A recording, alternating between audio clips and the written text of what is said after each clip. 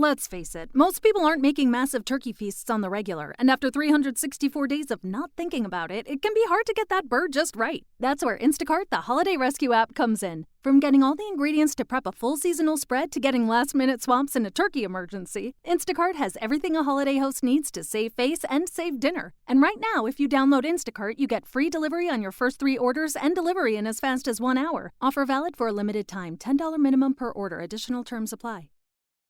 If you're a last-minute gift shopper, then Instacart is your holiday rescue app this season. No more tracking packages, no more trips to the post office, and no more Christmas gifts arriving in February. Instead, you can just download Instacart to order gifts like beauty, tech, and gourmet goods from local stores and get them delivered in as fast as 1 hour. Plus, right now, you'll get free delivery on your first 3 orders. This offer is valid for a limited time. $10 minimum per order. Additional terms apply. Must be 21 plus to purchase alcohol where available.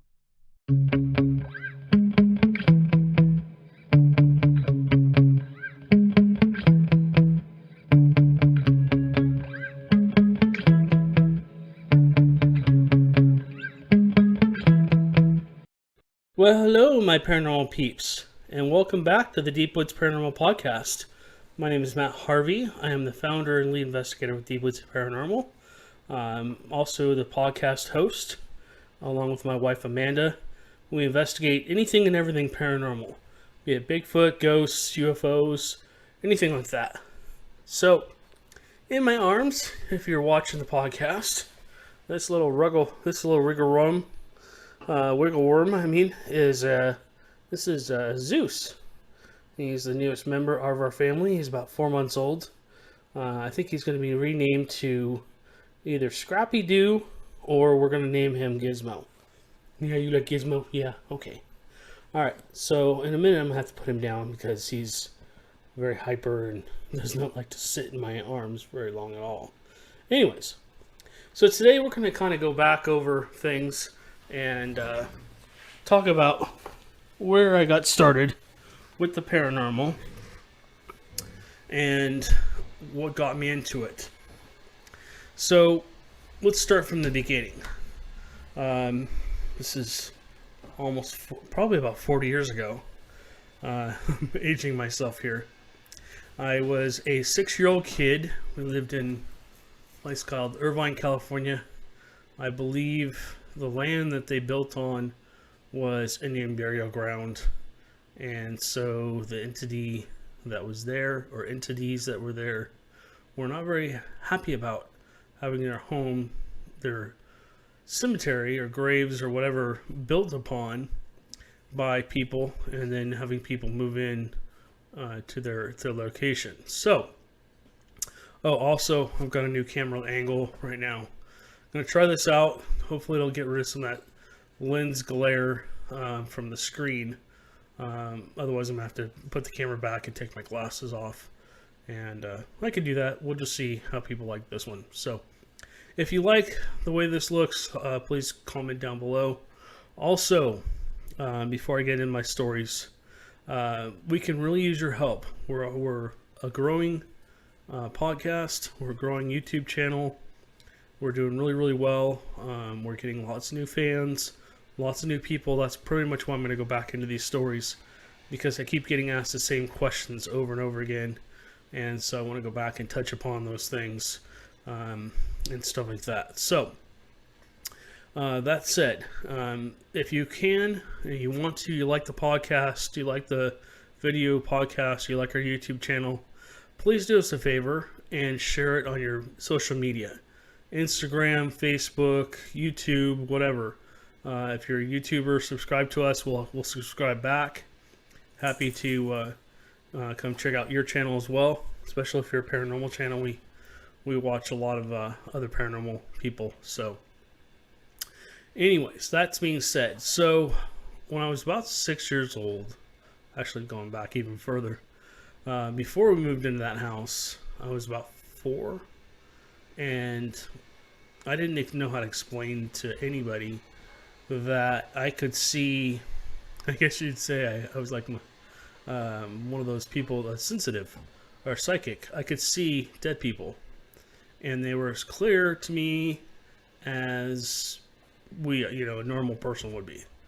And it was confusing as hell because I never knew who was real, who wasn't, and stuff like that. So stuff happened to me way back then.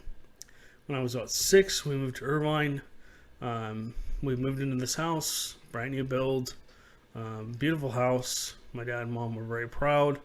They bought themselves a really nice house and in a nice area. But I had strange things happen to me all the time. Between shadows like bouncing around on the walls, just darting back and forth, and having my pillow. This didn't happen every night, but it happened at least once a week. I'd be asleep, and I'd wake up and my pillow would be gone. And I'd look down, and it was either straight out in front of me, or was down at the foot of the ladder at my head. And so every time I get down there, I'd just be creeped the hell out. It was scary as hell. And I tried to explain it to my mom and dad, and they didn't really know what to do with that. Kid that is back in the 80s, growing up that way. I mean, you didn't talk about the paranormal. You didn't talk about ghosts. You didn't talk about mediums. You didn't talk about any of that stuff because everybody just thought you were absolutely nuts. And it wasn't until the late 90s that taps came out, and people are now starting to accept ghosts and Bigfoots and all other stuff. But that's another story. So this pillow one night ended up at in the head of the ladder down below. I had a bunk bed, and so I was on the top bunk. I climbed down on my belly to grab the pillow, and as I grabbed the pillow, because I was leaning pretty much straight up and down against the ladder, something yanked back, and there was this creepy little girl's voice. It just freaked me out. I grabbed the pillow after a couple of yanks of it being pulled back, got it up there, and immediately, of course, pulled the covers up over my head, moved basically back. My bed was against the wall, so I moved myself all the way back to the end of the bed, and kind of curled up, and I think I finally fell asleep after a while. But another thing, as I got older, a couple of years later, I decided to move down to the bottom bunk, and what was cool about this setup was that I could basically, there was a dresser that would slide into the one side of the bunk bed, and so I could make an L with the bottom bed, and it was kind of like a fortress, which was cool. So I don't know if you've ever seen the movie The Sixth Sense, where he's in the tent fort and that shadow comes by. Well, that happened to me in real life. Scared the living bejesus out of me. I'm 2 years old. I'm sorry.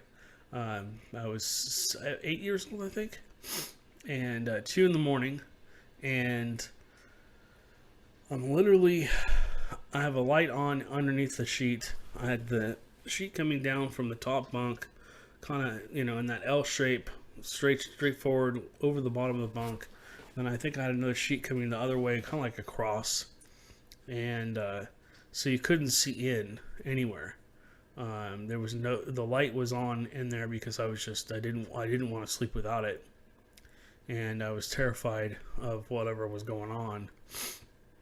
So I essentially, I don't know what I was doing, but I had the lamp on inside there, and I just saw a shadow walk by, and I immediately, because I had the light on, I wasn't that scared. Immediately pulled the sheet away, and there was nobody there. My door was closed, and my door made a lot of noise. It was squeaky, and it slammed. It made a clicking sound when you closed it. So I know it wasn't my brother. It was at 2 or 3 o'clock in the morning. My mom would come in every once in a while and check on me. She knew something was going on, but she didn't really know how to help me, essentially. Very, very heavy-duty Catholic, so she just didn't know how to tell me everything was going to be okay.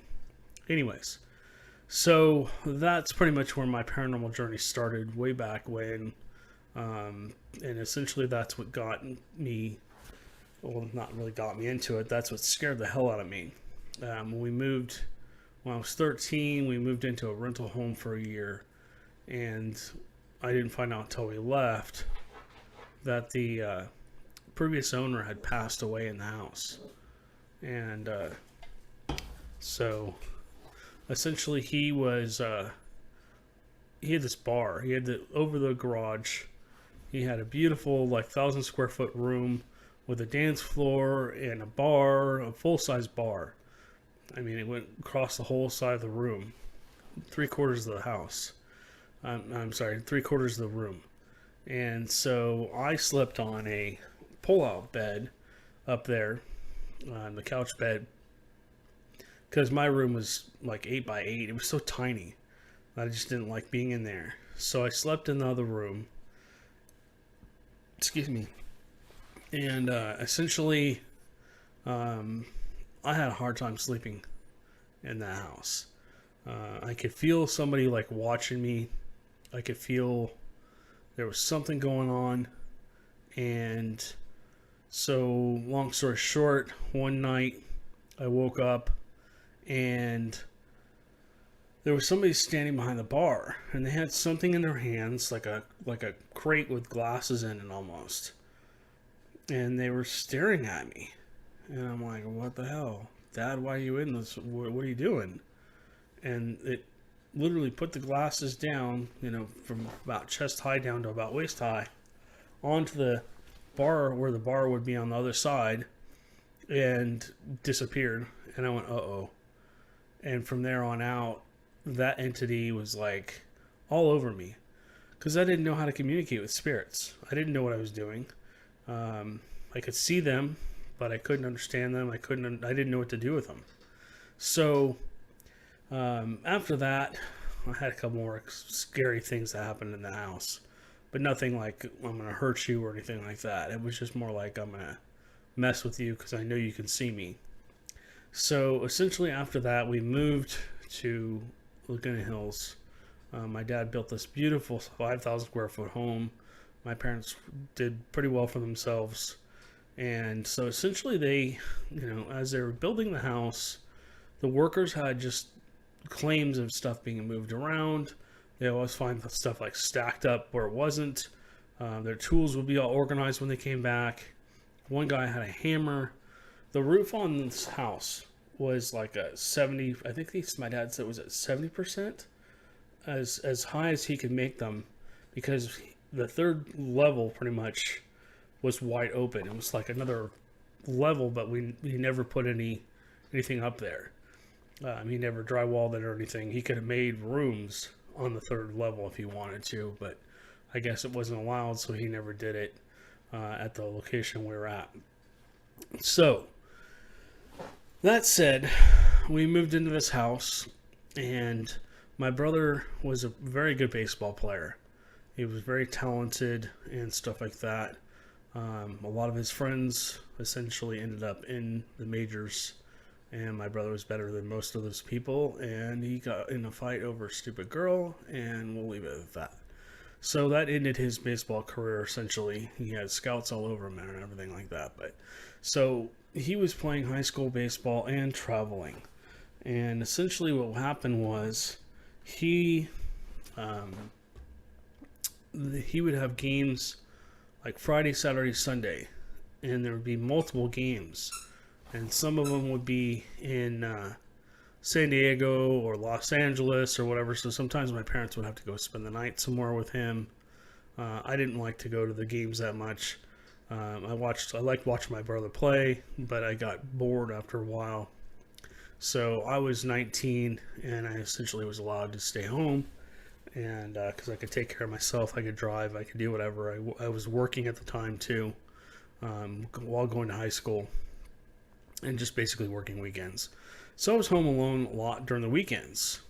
And I have friends come over and spend the night with me, and they wouldn't come back. They're like, no, I don't want to sleep at your house anymore. I'm like, what did you experience? I don't want to talk about it. Okay. So you've all heard the stories of people, not wanting to get up out of bed to go down the hallway to the bathroom. That was me. That was pretty much me. I lived with a I'll call it a negative haunt, for about 8 years. Sorry, the puppy is over there playing with the squeaker toy. Sorry about that. So, things that happened to me in the house. I guess I brought it upon myself, maybe. I don't know. I got up there one night and I was looking around with a flashlight and I said, "Who's there?" Because I'd heard a whole bunch of noise. Like, I heard somebody like literally walking up on the third level above my room. You could hear do do do do do do. That house, my dad didn't spare any expenses on the house. He spent quite a bit of money on that house. We're talking probably $1 million on the house just to build it. And he put, all kinds of stuff into the house. Hardwood floors, everything was glued down, everything was also screwed down so that nothing squeaked. The house never made a noise at all. It was creepy as hell that something was walking around upstairs, but there was nobody there. And so that's where it started with for me. It started with the... On Instacart, I can shop a huge selection of pet supplies, from that one brush that scratches him just right, to that extra comfy bed he can't wait to flop down in. And I get everything delivered right to my door in as fast as 1 hour. Okay, settle down. I know it's here. Yes, very exciting. Visit instacart.com or download the app to get a free delivery on your first 3 orders. Offer valid for a limited time. Minimum order $10. Additional terms apply. Instacart. Add life to cart. The noise, hearing the noises upstairs. Hearing something walk around like boot steps. And hearing whatever it was, it just kept going. It never stopped. I finally got a TV in my room. I was, I think, 19 and a half or whatever it was. My parents finally allowed us to have a TV, but we had no cable. We just had the rabbit ears. And again, I'm aging myself. But I could get like 1 or 2 channels on that, and I literally would just leave it on all night long because I didn't want to hear it. I didn't want to hear that whatever it was walking around upstairs. And this is kind of where I got my start. So, long story short, I had things like the closet door would open and close on its own, and a black hooded figure that looked like it had skeleton for hands and a skull for a face would float out of there. And basically the end of my bed had a bed frame, a metal bed frame, and then my bed started shaking, and then boom, like it felt like minutes, but it was like seconds later. My bed just went boom. The front part of my bed hit the floor where my feet were, and then this thing basically appeared as it came out, and then it disappeared. Then my bed basically fell, and then essentially it floated back in. Back then, I was about 180 pounds. I was fit, I was strong, I was playing football, wrestling, track and field, I was doing all kinds of sports. And so essentially, I was terrified of that. A couple of my football friends came over, and my dad's like, "Oh, you bent the frame. You broke the frame." I'm like, "No." I tried to explain it to him. My dad's a non-believer. So it was very difficult for him to understand that something physically bent it without being there. I don't even know how to explain it. So we took this bed frame out to the garage, and I was told to throw it away. And so a couple of my football friends and I were out there we took a sledgehammer to it. We tried to bend it with weights and stuff like that. We could not get this thing to bend. And we're showing my dad, and he's like, "Oh, you guys are just, whatever." We tried to bend the damn thing back, thinking it would be easy. Nope. Couldn't move it. Whatever bent that damn frame, it had so much energy and so much strength to be able to do that. I mean, I just don't, I don't even, to this day, I still scratch my head about that. So, that's one of the things that happened. We used to see like footprints come through the ceiling. My friend and I witnessed that, and he's like, "Oh my God." And he's like, "Are you seeing that?" He said it to me. I didn't say it to him. He's like, "Are you seeing that?" I'm like, "Yep."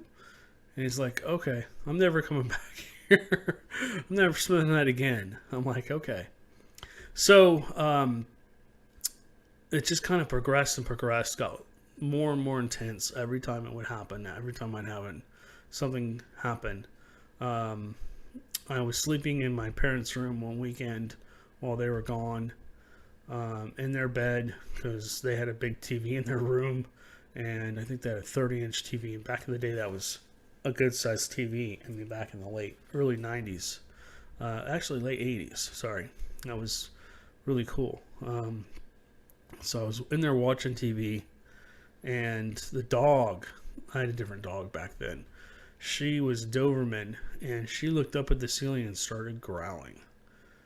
And no sooner had she started growling, there was like a bang, bang, like something had literally been thrown across the floor and then tumbled across the floor. And I'm like, what the hell? There's nothing up there. There's no physical things that can be moved like that. Now there is subflooring, and those beams, I mean, those wood is screwed down. But this started around 2 o'clock in the morning, and it didn't end until about 6. I think I finally fell asleep out of sheer exhaustion. And I turned the TV up, and when I turned the TV up, it just got louder. And it was like, damn, I was terrified. I didn't know what to do, and I think the dog actually is what probably kept me safe that night. I think something really wanted to mess with me, and might have been afraid of the dog, to be honest with you. So when I was 19, I met Amanda, and she basically, I always call her my angel in disguise. She was a person that I could actually talk to. And when I first met her, I was very careful about what I said. And because I thought, she's just going to kind of go roll her eyes and laugh at me and basically just think I'm some Looney Tune, and dump me. But she put up with me, and as we kind of got closer and closer, I started telling her what was going on. And so one day, she and her cousin were out and about doing whatever they were doing. She was very close. She's very close with her cousins. They're like little sisters to her. And they're kind of like little sisters to me too, because I kind of watched them grow up. I've been with Amanda long enough that we watched them grow up from teenagers, essentially. And now they all have kids, which is crazy. So, the fun of getting older, right? Anyways. So, one night I'm like, I can't do this anymore. I was by myself. I was going to be home alone all weekend long. And I called her up, and I said, hey, I can't stay here anymore. And I'm sure I had a panic in my voice. And so she came over, and I come running out of the garage, and I'm talking to her, and basically that house, like I said, had the wood blinds, like the real wood blinds. And in my brother's room was right next to mine. In the front of the house, second story, you could see the wood blinds like open. They like if you took the end of one of the blinds and you pulled it up, that's what happened. And you could see something peering out at us, and you could tell it was that same thing, that cloaked figure with a skull for a face. And I said, see, I'm not going back in there. And I'm sure after much discussion, she calmed me back down, and I went back in, and that's when I got into the Bigfoot. To ghost hunting. I had seen shows back in the 80s, Unsolved Mysteries, Sightings, all these other things that talked about ghosts and other things. So my first thought was, okay, I'm going to grab my dad's VHS camcorder. And this is the big VHS camcorders. Again, I'm showing my age. And I took a flashlight and went up into the attic, into that third story, started carefully walking around. And I borrowed his audio recorder, because my dad was a lawyer at the time, and he dictated a lot into a recorder so that his secretary could type up what he wanted typed up. So essentially, I stole that. It's the best thing I can think of is I stole it. And I went up into the attic, set up the camera. I was looking around with a flashlight, and gotta remember this is the late 80s. I'm sorry, this early 90s, like mid 90s, 95, I think it was. There was no ghost hunting. Taps was not out yet. All this other stuff was not happening. People still were very hesitant to talk about ghosts and all this other stuff.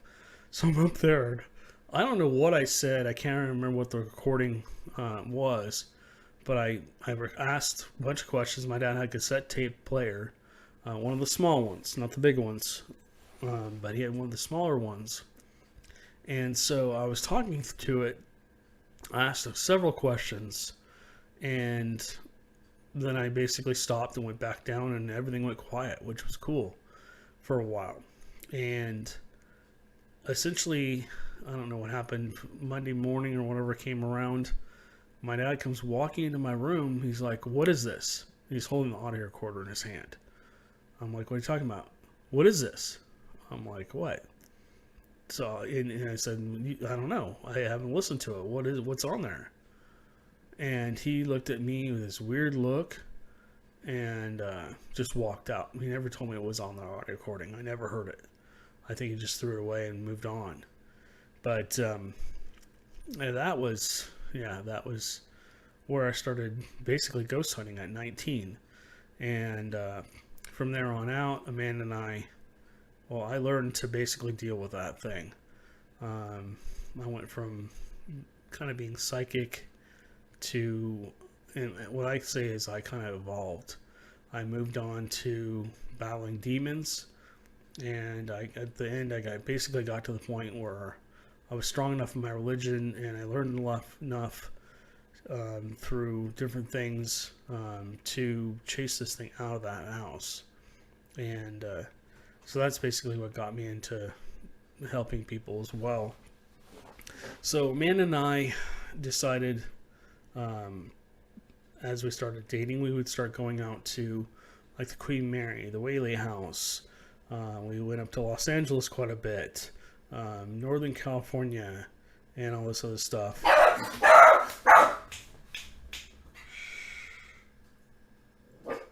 You're okay. You're okay.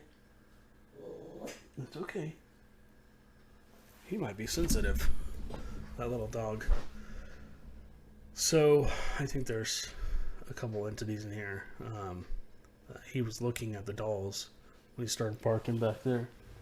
If you're watching the video podcast, you can't see it, but the haunted dolls are back there, and they've been pretty active lately, actually. So sorry about the barking. I'm going to go ahead and leave that in here because I think something paranormal just happened, and he was alerting me to it. There was something behind me, and which is fine. I mean, whatever's in here. When I start telling ghost stories like this, basically the spirits around me start getting active and stuff. So, all right, so let's get back into it. So we would go out to said be haunted places. We'd spend the night at these locations. We'd walk around. We didn't have any gear at that point in time. We just wanted to experience something, see if we could experience anything paranormal. About four years later, I think it was, we started, as we kept going, we met other people that were into what we were doing, and they started kind of coming with us to different said haunted places to see if they could experience things too. And as Taps first came out, everybody looked at me and they're like, "Dude, that's you." I'm like, "What are you talking about?" They're like, "That's you. That's what you do. You should do that. Form a group and start helping people." And so that's basically what got us into ghosting. I created a group called the California Ghost Hunters. We became a Taps family member team. We got a lot of cases from them. We got to the point where we had like 30 people on the team at one point. We had just a lot of people helping us, and at one point I think we had 3 different DVR systems with 10 or 12 or 15 cameras or 18 cameras, however many they had. And we go out to 3 different locations on like a Friday or Saturday night, and then essentially meet back up the following week, sit down and discuss the cases, and then basically decide what to show the client if there was anything to show the client. And then basically went on from there. About 12 years went by, maybe a little longer, and I had a really bad day. I lost my job because the company went under, and just a lot of stuff was going on, and it was time for me to make a change. So I gave up the group. I gave it to a couple of friends of mine. I said, hey, you guys have been here with me for 8 years or whatever it was. And so I said, hey, why don't you take the team and go do your thing, continue on with whatever you want to do. You can keep the name, you can keep all that stuff. I'm not sure what happened to them. I'm not sure what happened to the California Ghost Hunters, to be honest with you. So I just took about a 6-month break because I was just so overwhelmed with all this stuff. I finally got burned out. Let's face it, most people aren't making massive turkey feasts on the regular, and after 364 days of not thinking about it, it can be hard to get that bird just right. That's where Instacart, the holiday rescue app, comes in. From getting all the ingredients to prep a full seasonal spread to getting last-minute swaps in a turkey emergency, Instacart has everything a holiday host needs to save face and save dinner. And right now, if you download Instacart, you get free delivery on your first 3 orders and delivery in as fast as 1 hour. Offer valid for a limited time. $10 minimum per order. Additional terms apply. We burned through a lot of people. We had a lot of people come on and leave the group just because we were doing so many cases and there was so much to do. Everybody had at least 1 or 2 audio recorders. Everybody had at least 1 or 2 Sony handycams. Everybody had at least 1 K2. Everybody had a bunch of gear. Plus I had, I think at one point we had $30,000 or $40,000 worth of gear. I think we had 4 DVR systems at the height of our investigations. I think we had 12 K2s. We had like 20 audio recorders. I think we had like 10 or 12 handy cams. We had so much gear, just me personally, me and Amanda personally, and we had more. We had a lot more stuff than that, but just a lot of it, money and gear. And so I sold some of it when I left, and then essentially we went on. I just kind of took a 6-month hiatus, and then I started kind of going up to a place called Black Star Canyon. That's out in the Santa Ana Mountains. That was a place that we had gone as a team when I ran the California Ghost Hunters. Because people said, you got to go check this place out. It's haunted, blah, blah, blah, blah. And I went, okay, we'll go up there. And we experienced a lot when we were up there that night. Footsteps, people walking around us. As we stopped, we could continue to hear footsteps and stuff like that. And just creepy as hell. And back then, again, we didn't have a lot of gear. We didn't have any night vision. I think we had 1 flashlight with a couple batteries and stuff. I don't know how far in we walked. We walked a long way. The battery died on the flashlight, and so we were just walking out and having a good time, and we saw some shadows and stuff like that. So as time basically went on, I started going up there quite a bit. And then I started going over to San Juan Capistrano. I started going back to the Pasadena Suicide Bridge and a few other places. I just started visiting those things quite a bit. Mainly Black Star and San Juan Capistrano. And I was up there. I got to the point where everybody knew me as that ghost hunting guy. And so essentially I basically decided to start doing ghost tours because somebody said, hey, you should do ghost tours. So I went, okay, yeah, that sounds like a good idea. So I was like charging $10 a person, and I was just making enough to pay for my gas and basically pay for my expenses. And it was fun. It helped me buy some new gear and stuff like that. And spent about 8 years doing that. About 15 years ago, I was up there one night on Halloween night, believe it or not. And I'm going to make this story very short because I've told this story so many times. But we saw a Bigfoot. And it was not dark or dusk. It was right before dusk. And silvery gray, huge thing, just standing there throwing rocks at us. And then essentially it walked over behind a tree. And when I said, hey, we can still see you, it basically turned and walked away, stomped away. You guys, if you want to listen to the Bigfoot stories, you can go back and listen to that. But so after that, I did tours for a long time. I did tours for like 4 or 5 years up there. Actually, no, longer than that, like 8 years up there. And I was still doing investigations, just not as much as I was before. I was only doing like 1 or 2 investigations a month, not 10 or whatever I was doing. Because it got to the point where when we were at the California Ghost Hunters, we were going out every Friday night, every Saturday night. And essentially it got to the point where I would come home from work around 5 or 6 o'clock, eat dinner, and then go start reviewing evidence. And be up till 3 or 4 o'clock in the morning reviewing evidence, go to bed for 2 or 3 hours, get up, go to work, and then recycle that same pattern every day, Monday through Sunday. And it just got to the point where Amanda said, this is too much. I'm not getting to ever see you, blah, blah, blah. So, yeah, it was time for a change when I left the California Ghost Hunters. I just didn't realize it. And so, yeah. But I was still helping people after I left. I had a lot of contacts with the TAPS family members, teams around us. And so essentially I went and helped people here and there. Like once a month I go out and help people. We document whatever was going on with them there. And that's the way we investigate now. If we ever do a paranormal investigation, essentially we want to make sure our clients are there with us because they're the one experiencing most of the activity. That way they can ask their questions and we can get them some answers, and I find that that's a lot more productive than kicking everybody out, going in, a whole bunch of new people that nobody's ever met, and or the spirits have never met, I should say, and then trying to ask a bunch of questions, and the spirits are kind of like, well, what the hell, But this works. This system seems to work better. So, anyways, I started Deep Woods Paranormal. God,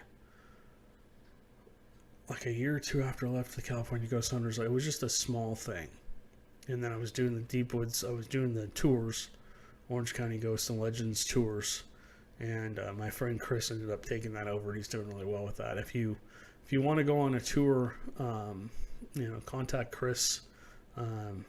Orange County Ghosts and Legends, I think, is his handle or whatever it is. So, anyways, he does tours out there still at Black Star and other places.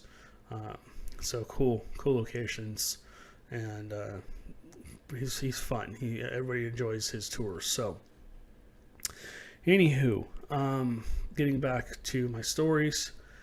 So, yeah, essentially then we moved to Texas about almost 4 years, over 3 years ago now, and started investigating out here. When we first moved, we're like, okay, we don't know if we want to keep doing this or not, and you can watch our Smitty's Cafe investigations if you go back into our YouTube channel.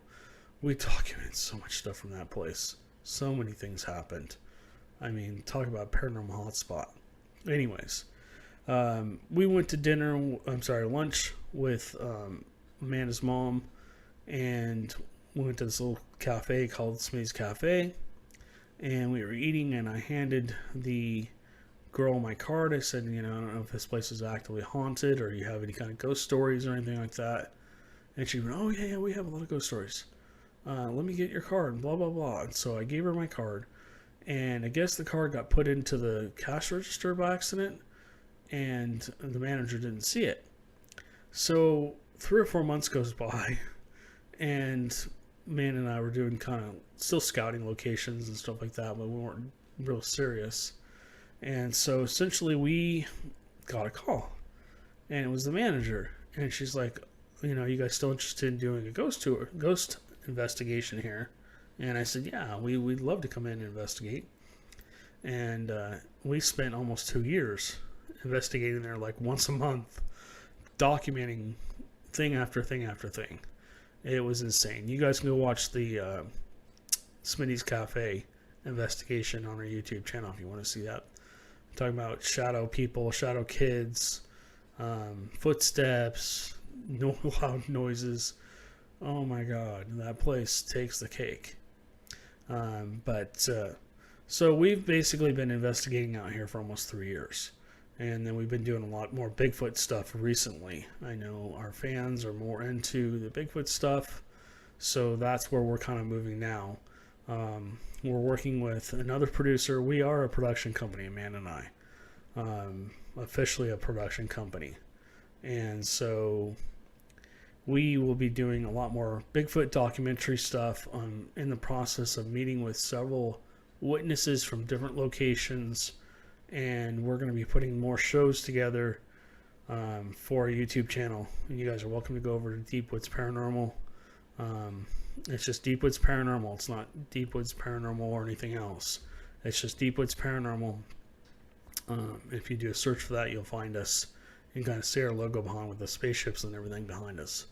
So, yeah, essentially, that's basically where I started and where we're at now.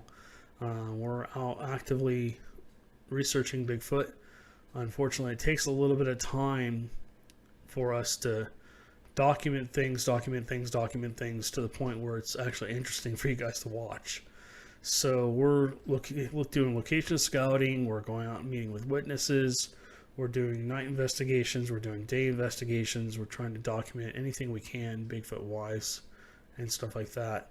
And we'll be working with our other producer as well to try and put more stories together and put one big documentary together probably in the future. So if you guys have seen a Bigfoot or Sasquatch or whatever, or seen something strange in the woods, feel free to call us. I'll give you my number because it's everywhere on the internet anyways. My cell is 979 250 0072, and every time I do this, I always get 4 or 5 texts from people, and I go out and meet with them, and it's fun to meet you guys and hear your stories and see where you guys had your experiences and see what happened. So there is no judgment. You know, I know a lot of people are afraid of being ridiculed. If you don't want to share your story publicly, that's fine. We don't have to do a YouTube show on it, or we can just exclude you and go into the area. You can share your story, but we'll exclude you and basically just tell your story for you, and then essentially maybe do an investigation with you out in these locations to see if we can document whatever you were experiencing. So yeah, that's what's going on. We're constantly looking for new locations to do Bigfoot research and to do ghost hunting, UFO research. If it's paranormal in nature, we research it. So I'll be talking about meeting with David, who is one of the people that contacted me after hearing the podcast. So we'll be talking to him, I'll be working on the documentary that I just shot with him over the next couple weeks, maybe even the next month or so. I'm trying to put something together so you guys can see his story and see what he experienced and stuff like that. He's an avid hunter. He's out in the San Houston National Forest all the time, and he's been experiencing quite strange things lately. We did get a hair sample, and I'm going to probably do a separate video on me carefully pulling apart the hair from everything else it's tangled in, if I can, and then I'll be putting it into little sample cups, kind of like this one. You can't quite see this for some reason. There it is. As soon as I let go. Okay. Can you show that, please? There it is. There. So that's what we're doing. We're going to be putting these samples in here, and we're going to be looking to send them out to get some DNA tested on them. If you do DNA and you want to take a look at for us, we're looking to see if it's primate, human, or a mix of the two, or whatever. We just want to know what it is and where it came from. Could it possibly be Bigfoot hair? And So that's what we're looking for. It looks like a couple of the hair samples I collected have some skin on them too. So maybe there's a skin sample that can be tested. It was out in the woods for a long period of time, so I'm hoping that hasn't messed up the anatomy of the samples themselves. So. Discover, this is Daniela. Hi, it's Jennifer Coolidge. I just want to thank you for making me feel so special. I earned cash back on debit for my dinner party groceries. That's great, but with Discover Cashback Debit, we give everyone cash back on everyday purchases. Anything else I can help you with? Do you like asparagus and mushroom sorbet? I've got leftovers. Introducing Discover Cashback Debit, a checking account with cash back. It pays to Discover. Eligibility and terms at discover.com/cashbackdebit. Discover Bank, member FDIC. Anyways, that's what we're working on. We got a lot of stuff coming down the pike. We're out almost every weekend now doing something paranormally and looking for either ghosts or Bigfoot or UFOs or whatever. So anyways, guys, thank you guys for listening. Amanda's story will come out tomorrow. Unfortunately, this is releasing on Tuesday instead of Monday, just because I completely forgot to do the podcast yesterday. I was severely busy with work and stuff like that. I didn't get back till really, really late. It's almost midnight now. So, anyways, again, thank you guys for listening. Please share and like this on social media. Like I said, we're growing. We're getting a larger and larger fan base, and we're so thankful for you guys. Thank you guys very much for all the nice comments and stuff on the YouTube channel. If you're making a comment on one of the places our podcasts are posted and I haven't seen it, I apologize. I will get to it sooner or later. Problem is that we're on about 40 different places. Our podcasts are in 40 different locations, and it's a little hard to try and get to everything, especially with all the editing and everything I'm doing. So, like I said, I gave you my number, 979-250-0072. You can always shoot me a text too. Always nice to get compliments or whatever, or get some feedback. Like somebody was saying that my glare on my glasses was distracting. I'm sorry for that. The screen still is giving me a little bit of glare, but not as bad as usual.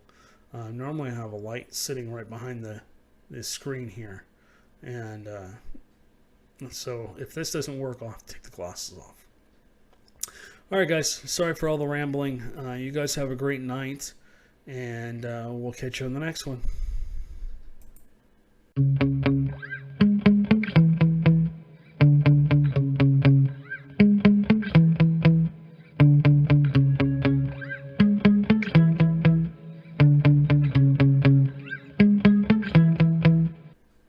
Hello, it is Ryan, and I was on a flight the other day playing one of my favorite social spin slot games on ChumbaCasino.com. I looked over at the person sitting next to me, and you know what they were doing? They were also playing Chumba Casino. Coincidence? I think not. Everybody's loving having fun with it. Chumba Casino is home to hundreds of casino-style games that you can play for free anytime, anywhere, even at 30,000 feet. So sign up now at ChumbaCasino.com to claim your free welcome bonus. That's ChumbaCasino.com and live the Chumba life. No purchase necessary. VGW. Void where prohibited by law. See terms and conditions. 18+. Hello, it is Ryan, and we could all use an extra bright spot in our day, couldn't we? Just to make up for things like sitting in traffic, doing the dishes, counting your steps, all the mundane stuff. That is why I'm such a big fan of Chumba Casino. Chumba Casino has all your favorite social casino-style games that you can play for free anytime, anywhere with daily bonuses. That should brighten your day a little. Actually, a lot. So sign up now at ChumbaCasino.com. That's ChumbaCasino.com. No purchase necessary. VGW. Void where prohibited by law. See terms and conditions. 18+.